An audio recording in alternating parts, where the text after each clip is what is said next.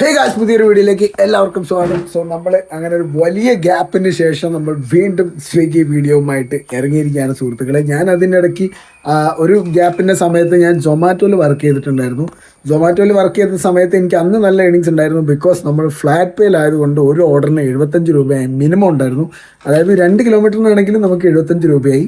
ആ ഒരു സമയത്ത് സ്വിഗ്ഗി ഞാനൊരു 1.5 മാസമായിട്ട് തൊട്ടിട്ടേ ഇല്ലല്ലോ. അപ്പം എൻ്റെ ഷിഫ്റ്റൊക്കെ അവർ മാറ്റിയിട്ട് ഫുൾ ടൈം ഷിഫ്റ്റിലോട്ട് അങ്ങ് മാറ്റി.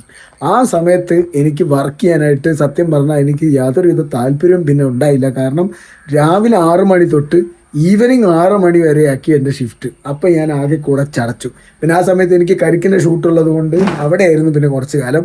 പിന്നെ ഈ പറഞ്ഞ പോലെ ഞാൻ ആപ്പിൻ്റെ അകത്ത്, അതായത് ഒരു ട്വിസ്റ്റ് വന്നതെന്ന് വെച്ച് കഴിഞ്ഞാൽ ആപ്പിൻ്റെ അകത്ത് കൂടെയാണല്ലോ നമ്മൾ ഡ്യൂട്ടി ടൈം മാറ്റുന്നതും ഷിഫ്റ്റ് ചേഞ്ച് ചെയ്യുന്നതൊക്കെ. അപ്പോൾ ആപ്പിൻ്റെ അകത്ത് ഞാൻ നോക്കിയ സമയത്ത് ആപ്പിൻ്റെ അകത്ത് അങ്ങനത്തെ ഒരു ഓപ്ഷനേ കാണുന്നില്ല. അതായത് നമ്മുടെ ഷിഫ്റ്റ് ചേഞ്ച് ആക്കാനുള്ള ഓപ്ഷനേ കാണുന്നില്ല. പിന്നെ ഞാൻ എഫ് എമ്മിനെ വിളിച്ച് കഴിഞ്ഞിട്ടുണ്ടെങ്കിൽ ചില സമയം അവർ എടുക്കൂല. അങ്ങനെ 2-3 ദിവസം നമ്മൾ ട്രൈ ചെയ്ത് അങ്ങനെ ഒരു ദിവസം അവർ എനിക്ക് മാറ്റി തന്നു. അതിനുശേഷം ഞാനിപ്പോൾ 3-ാമത്തെ ദിവസമാണ് ഇപ്പോൾ സ്വിഗ്ഗി വർക്ക് ചെയ്യാനായിട്ട് പോകുന്നത്. കഴിഞ്ഞ ആദ്യത്തെ ദിവസം ഞാൻ വർക്ക് ചെയ്ത സമയത്ത് അത്യാവശ്യം ഓർഡർ ഉണ്ടായിരുന്നു. ഇന്ന് എങ്ങനെയാണ് അവസ്ഥ എന്നുള്ളത് അറിയില്ല. ഓക്കെ, ഇപ്പോഴത്തെ എൻ്റെ ഷിഫ്റ്റ് ടൈം എന്ന് പറയുന്നത് ഈവനിങ് 6:30 തൊട്ട് 11:30 വരെയാണ്.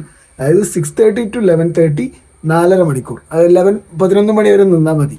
അപ്പോൾ സമയം ഇപ്പം 4 മണിയായി. നമ്മൾ 5 മണി തൊട്ടാണ് നമ്മൾ ഡ്യൂട്ടി സ്റ്റാർട്ട് ചെയ്യുന്നത്.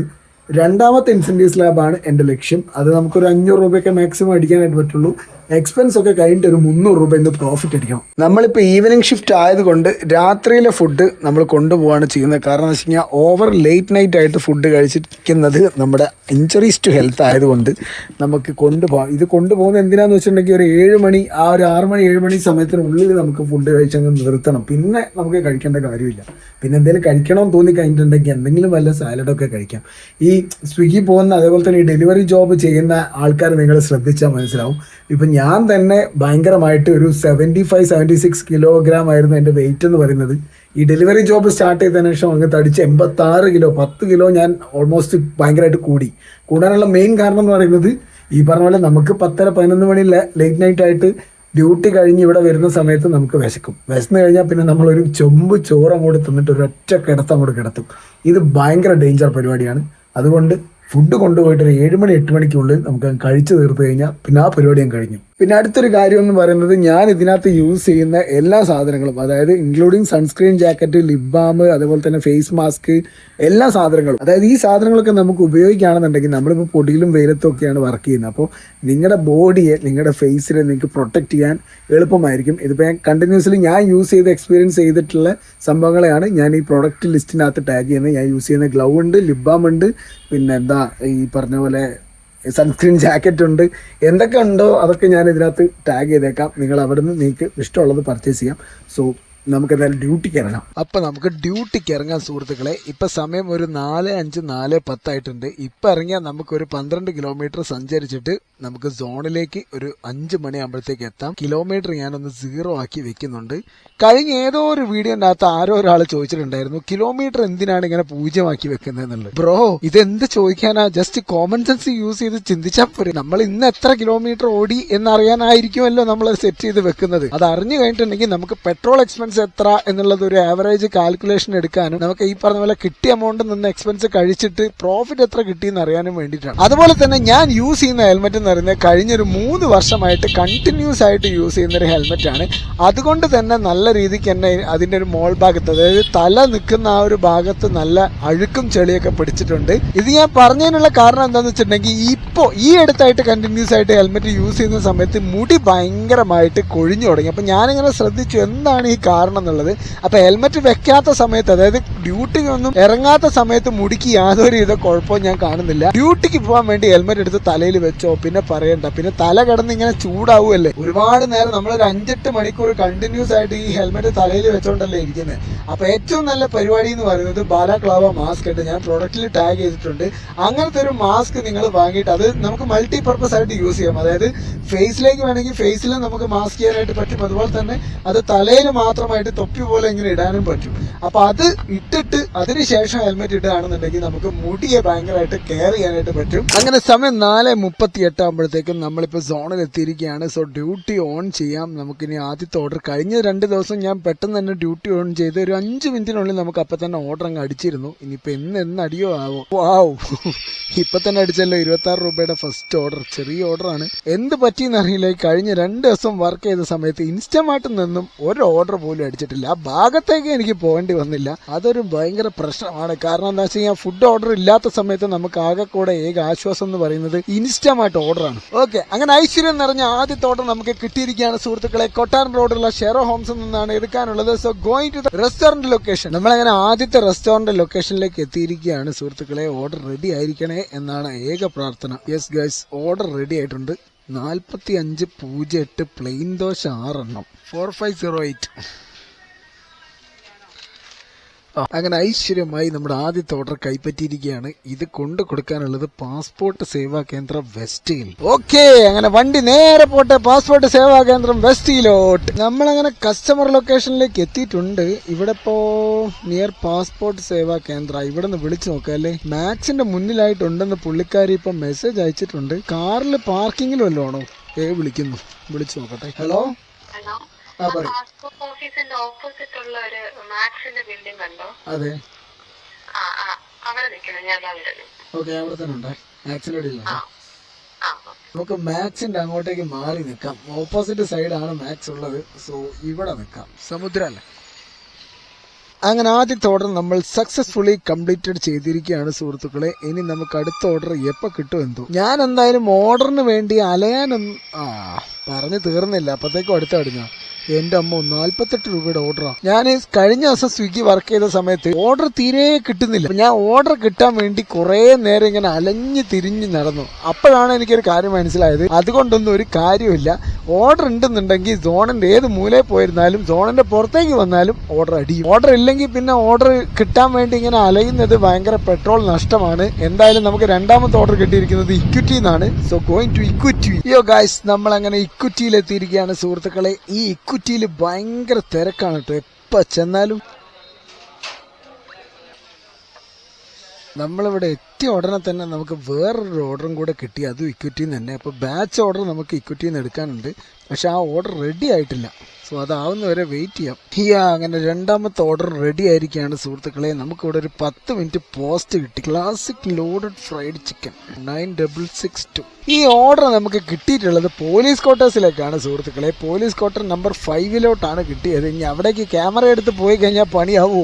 ഞാനേ ആ പോലീസ് ക്വാർട്ടേഴ്സിലേക്കുള്ള ഓർഡർ ഞാൻ കൊടുത്തു കിട്ടോ. ഞാനിനി വെറുതെ ഇനി അവിടെ ഒരു ഗവൺമെന്റ് ക്വാർട്ടേഴ്സ് അല്ലേ എന്തായാലും. അപ്പൊ ഇനിയിപ്പോ ക്യാമറയൊക്കെ ഓണാക്കി ചെന്നിട്ട് അവര് വല്ലതും പറഞ്ഞു കഴിഞ്ഞിട്ടുണ്ടെങ്കിൽ ഞാൻ അതൊരു പ്രശ്നമാക്കണ്ടെന്ന് വിചാരിച്ചിട്ട് ഞാൻ അതങ്ങ് കൊടുത്തു. അങ്ങനെ നമ്മുടെ ഇന്നത്തെ 3ാമത്തെ ഓർഡറാണ് നമ്മളിപ്പോ കൊണ്ടുവന്നത്. ബാച്ച് ഓർഡർ കിട്ടിയത് കൊണ്ട് 3 എണ്ണം കൗണ്ടായി. സബർ എന്ന് പറഞ്ഞിട്ടുള്ള വീട്ടിലേക്കാണ് കൊണ്ടു കൊടുക്കാനുള്ളത്. സബർ, യെസ്.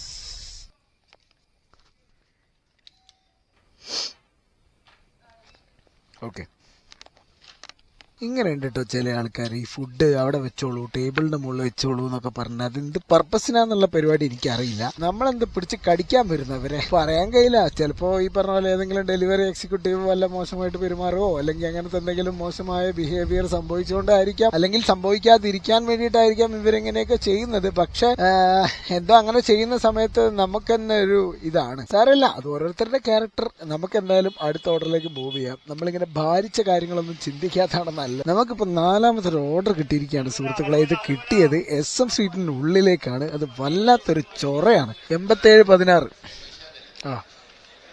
ശില്പ അപ്പാർട്ട്മെന്റ്. ഇത് നമുക്ക് ക്യാഷ് ഓൺ ഡെലിവറി ആണ്. 334 രൂപ ക്യാഷ് ഓൺ ഡെലിവറി. ഈ ഹോട്ടലിലേക്ക് വരാൻ ബൈക്ക് നിർത്താൻ സ്ഥലമില്ല, അതാണ് പ്രശ്നം. നമ്മുടെ 3ാമത്തെ ഓർഡർ കഴിഞ്ഞിട്ട് 4ാമത്തേലേക്ക് കിട്ടാനായിട്ട് ഒരു അരമണിക്കൂർ പോസ്റ്റ് കിട്ടിയായിരുന്നു കേട്ടോ. ആ സമയത്ത് ഇങ്ങനെ ഒരു ചായ കുടിച്ചാലോ എന്നൊരു ആഗ്രഹം ഉണ്ടായിരുന്നു. പിന്നെ എന്തോ എനിക്ക് കുടിക്കാൻ തോന്നിയില്ല. വെറുതെ ഇങ്ങനെ അനാവശ്യമായിട്ട് മധുരം വലിച്ചു വാരി തിന്നണ്ടല്ലോ എന്ന് വിചാരിച്ചു. പിന്നെ ചായ കുടിച്ചു കഴിഞ്ഞാൽ ഉറപ്പായിട്ട് എന്തെങ്കിലും എണ്ണക്കടി പലഹാരങ്ങൾ തിന്നു പോകും. എത്ര തിന്നണ്ടെന്ന് വിചാരിച്ചാലും അതിന്റെ മുകളിലേക്ക് കണ്ണങ്ങ് പോകും. നമ്മളങ്ങനെ ശില്പ അപ്പാർട്ട്മെന്റിലേക്ക് എത്തിയിരിക്കുകയാണ് സുഹൃത്തുക്കളെ. ഞാൻ ആദ്യമായിട്ടാണ് ഈ ശില്പയിലോട്ട് പോകുന്നത്. ഇതാണോ ശില്പ?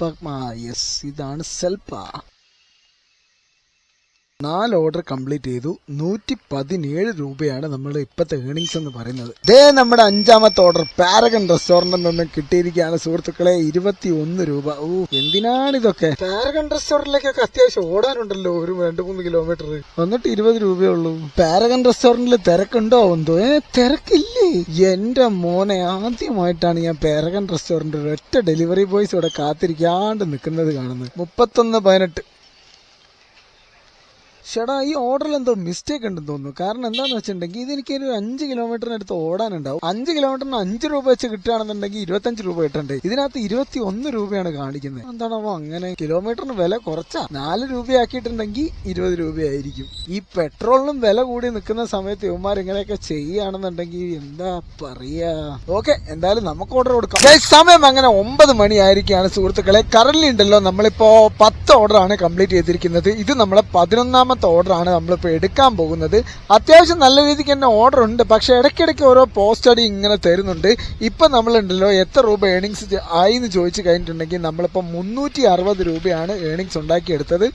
ആൻഡ് നമ്മളിപ്പോൾ ഓടി കിലോമീറ്റർ എന്ന് പറയുന്നത് 78 കിലോമീറ്റർ ആണ്. ഈ ഫുട്ബോൾ കളി ഉള്ളത് കൊണ്ടാണോ ഏകദേശം ഒരു 8 മണി ആകുമ്പോഴത്തേക്ക് തന്നെ നമ്മുടെ ഈ പറഞ്ഞ ടൗൺ സിറ്റി മൊത്തത്തിൽ ആളൊഴിഞ്ഞ പോലെയാണ്. ഇതേ ഇങ്ങോട്ടൊക്കെ നോക്കിയേ, ഒരാൾ പോലും ഇല്ല. ഐ മീൻ ഒരാൾ പോലും ഇല്ലാന്ന് ഞാൻ ഉദ്ദേശിച്ചത്, സാധാരണ ഇവിടെയൊക്കെ അത്യാവശ്യം നല്ല രീതിക്ക് തിരക്കുണ്ടാവാറുണ്ട്. ഇന്ന് കണ്ടില്ലേ, തിരക്കില്ലാന്ന് ഞാൻ ഉദ്ദേശിച്ചത്. ഉണ്ടാവാറടങ്ങാനായിട്ട് എന്റെ ക്യാഷ് ഓൺ ഡെലിവറി ലിമിറ്റ് എന്ന് പറയുന്നത്, അതായത് പണിയെടുക്കാത്തത് കൊണ്ട് എന്റെ ലിമിറ്റ് അവർ 500 രൂപയിലേക്ക് മാറ്റിയിട്ടുണ്ടായിരുന്നു. അതിന്റെ ഒരു പ്രശ്നം എന്താന്ന് വെച്ചിട്ടുണ്ടെങ്കിൽ ഇപ്പൊ നമുക്ക് ക്യാഷ് ഓൺ ഡെലിവറി 2 ഓർഡറും വലിയ എമൗണ്ട് ആണ് കിട്ടിയത്. അതായത് 430ഉം 236ഉം.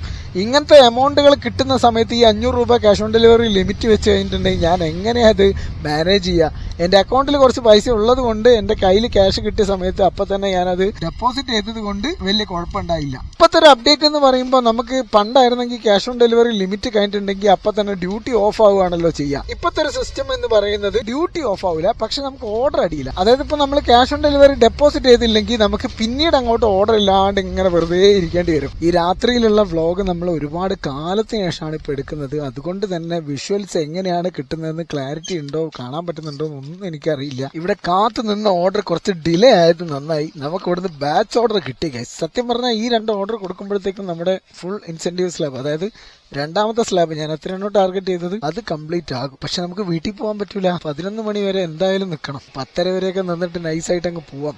0804. ഓക്കെ, അങ്ങനെ 2 ഓർഡർ നമ്മളിപ്പോ കൈപ്പറ്റിയിരിക്കുകയാണ് സുഹൃത്തുക്കളെ. കോഴിക്കോട് എവിടെ തിരക്കില്ലേലും നദി മന്തിയിലും സൂഫി മന്തിയിലും ഉറപ്പായിട്ടും തിരക്കുണ്ടാവും. ഈ മന്തി കവർ ഇങ്ങനെ കെട്ടി വെച്ചിട്ടില്ലെങ്കിലുള്ള പ്രശ്നം എന്താ വെച്ച് കഴിഞ്ഞാൽ, ഇതേപോലെ കല്ലോ കുഴിയോ ഒക്കെ ചാടുന്ന സമയത്ത് ഇതിന്റെ അകത്തുള്ള മയോണൈസും മച്ചണൈസും വെള്ളച്ചമ്മന്തിയൊക്കെ എടുത്ത് പുറത്തേക്ക് പോകും. ഞാനിത് കാണൂല, മീൻസ് ഞാനിത് ശ്രദ്ധിക്കൂല. ഞാൻ കവർ അങ്ങ് കൊടുക്കും. അതിനകത്ത് നിന്ന് എന്ത് ചാടിപ്പോയി എന്നുള്ളത് ഞാനും പെട്ടെന്ന് ശ്രദ്ധിക്കൂല. പിന്നീട് അവരെ വിളിച്ചിട്ട് ഞാൻ ബാഗ് തപ്പുമ്പോഴാണ് ഈ സാധനം മയോണൈസോ മറ്റേ തക്കാളി ചട്നിയോ എന്തെങ്കിലും ഒന്ന് പുറത്തു പോയിട്ടുണ്ട്. ഇത് തിയേറ്ററിലേക്കാണല്ലോ ഓർഡർ കിട്ടിയത്. തിയേറ്ററിലേക്ക് ഫുഡ് കയറ്റുമോ? അവിടെയുള്ള ഏതെങ്കിലും സ്റ്റാഫിനായിരിക്കും അല്ലേ. ഓക്കെ, എന്തായാലും നമുക്കിത് കോർണേഷൻ തിയേറ്ററിലേക്കാണ് കിട്ടിയിരിക്കുന്നത്. So go to theatre.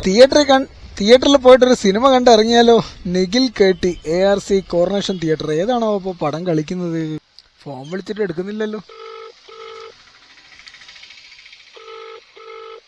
തിയേറ്ററിനുള്ളിലാണോ? നിഖിലല്ലേ?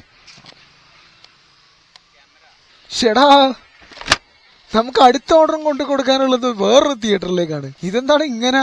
ഈ ഓർഡർ നമുക്ക് കൊണ്ടു കൊടുക്കാനുള്ളത് ബ്ലൂ ഡയമണ്ട് മോളിലേക്കുള്ള മിറാജ് സിനിമാസിലേക്കാണ്. സോ അതും ഒരു തിയേറ്ററാണ്. ഇപ്പൊ തിയേറ്ററിനുള്ളിൽ നിന്ന് മന്തിയൊക്കെ കഴിക്കാൻ പറ്റുമോ?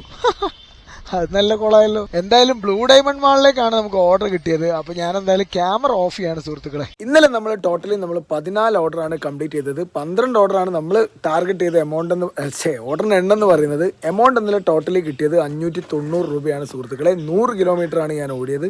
100 കിലോമീറ്റർ ഓടിയ സ്ഥിതിക്ക് നമുക്ക് 200 രൂപ പെട്രോൾ എക്സ്പെൻസ്. സോ 600 രൂപയിൽ നിന്നും 200 കുറച്ച് കഴിഞ്ഞാൽ ബാക്കി 400 രൂപയാണ് നമ്മുടെ പ്രോഫിറ്റ് എന്ന് പറയുന്നത്. ഞാൻ ടാർഗറ്റ് ചെയ്ത 300 ആയിരുന്നു. പക്ഷെ ഇന്നലെ ഈ പറഞ്ഞ പോലെ ദുരിതര ഓർഡർ ഉണ്ടായിരുന്നു. ഇടയ്ക്ക് പോസ്റ്റ് അടി കിട്ടിയിട്ടുണ്ടെങ്കിൽ പോലും അത്യാവശ്യം നല്ല ഓർഡർ ഉണ്ടായതുകൊണ്ട് 400 രൂപ പ്രോഫിറ്റ് കിട്ടി. സോ അടുത്ത വീഡിയോ കാണാം.